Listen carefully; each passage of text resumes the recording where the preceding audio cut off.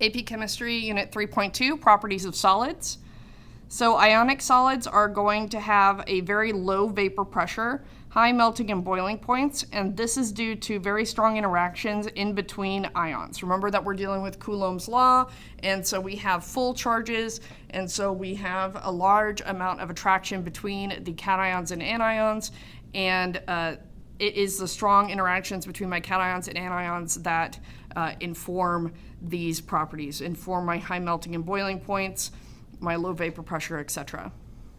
My ionic solids are also going to be very brittle because I have cations and anions, so they are repulsed from anybody with a like charge, which means that you're not going to be able to slide layers of a particular solid across one another. Instead, they will break apart once they interact with someone of a like charge.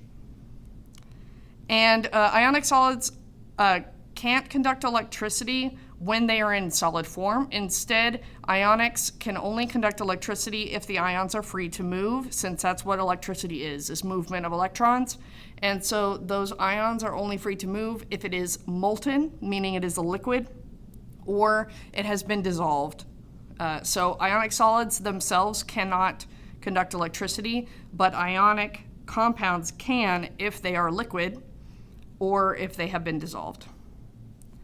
Covalent network solids are held together in a large network of strong covalent bonds. They are nonmetals only, as implied by them being a covalent network. They are nonmetals only, and they're typically going to have high melting points and are going to be hard and strong, and don't conduct electricity, with a very notable exception, and that is going to be graphite. Graphite is a covalent network solid. However, it can conduct electricity. This is very unique to graphite. Even a different covalent network solid that is also carbon, which is what graphite is, such as diamond, does not conduct electricity in the same way. Next up are going to be molecular solids. Molecular solids are going to be composed of distinct molecules that are attracted to each other via IMS only. So they are not bonded together, but instead are just like weakly attached to each other, utilizing the intermolecular forces. They are therefore typically soft and have a low melting point because we're not very attracted to our neighbor, and they do not conduct electricity at all. Last step is going to be our metallic solids.